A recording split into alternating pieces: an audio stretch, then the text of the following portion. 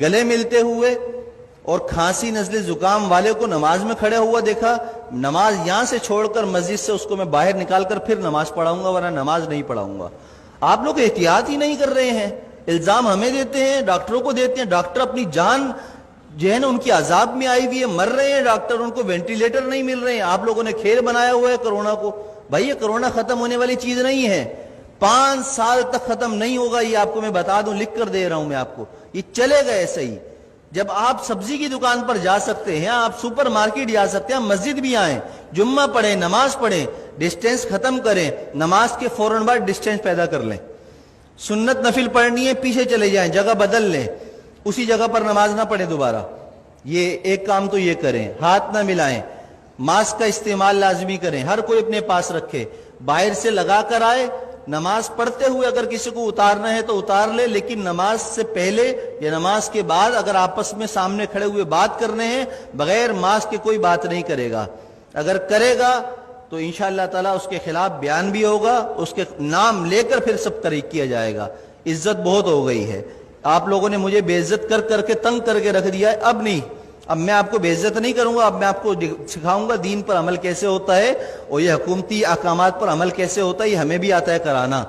اور اگر اب میرے خلاف کسی نمازی یا کسی نے بھی کوئی درخواست یا کوئی ایسی حرکت کرنے کی کوشش کی تو میں نے وکیل سے بات کر لی ہے، پورے خاندان کو انشاءاللہ تعالیٰ اور کی نسلوں کو تڑپاؤں گا، قانون بھی استعمال کروں گا، اور وظیفے پڑھ کر اس کی نسل کے لیے بددعائیں بھی کروں گا، اس لیے کہ میں بہت تنگ آ چکا ہوں آپ لوگوں کی ان حرکتوں کی وجہ سے۔ 3 مہینے ہو گئے مجھے برداشت کرتے ہوئے، بد احتیاطی ختم کرنے کا نام کوئی نہیں لے رہا، بس ٹائم پر ٹک ٹک ٹک ٹک اذان، ٹک ٹک ٹک ٹک اذان۔ ابے پرہیز تو کرو،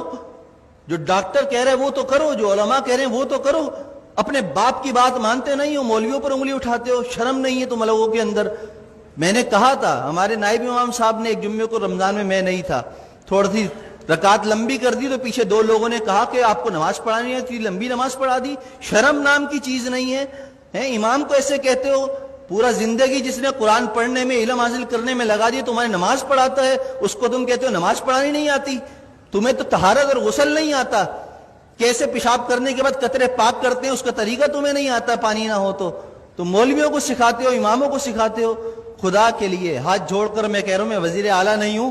کہ کرپشن کر کے ہاتھ جوڑ رہا ہوں آپ کے سامنے، میں امام ہوں، میرا کردار آپ کے سامنے ہے۔ 7 سال ہو گئے، میری ساری نمازیں سب کچھ، کسی نماز میں اگر میں نہیں ہوں تو اس کی کوئی نہ کوئی شرعی عذر ہوتا ہے میرے پاس، لیکن وہ عذر اب پیش کرنا میرا آپ کے سامنے نہیں ہے، میں آپ کے سامنے پیش کروں، اللہ کے سامنے پیش کر دیتا ہوں، میرا دل صاف ہے، مجھے ضرورت نہیں ہے اپنی صفائیاں دینے کی۔ لیکن احتیاط کیجئے، عمل کیجئے، جمعے کی نماز بھی مل کر کھڑے ہو کر پڑھیے اور فوراً جدا ہو جائیے، دور کھڑے ہو کر سنتیں پڑھیے، اور عصر کی نماز سے ماسک کا اہتمام کیجئے، جیب میں رکھ کر لائیے، پہن کر لائیے، بات کرنی ہو ماسک لگا کر پہنیے، مجھ سے مسئلہ پوچھنا ہو 1 فٹ دور بیٹھ کر مجھ سے مسئلہ پوچھیے، ہاتھ اور ملانے کی اور مجھے خیر خیریت لینے کی آپ کو ضرورت نہیں، الحمدللہ میں خیریت سے ہوں۔ اللہ ہم سب کو دین کی سمجھ اور عمل کی توفیق عطا فرمائے۔ میری باتیں کسی کو بری لگی ہوں تو پیشگی معذرت ہے، معذرت،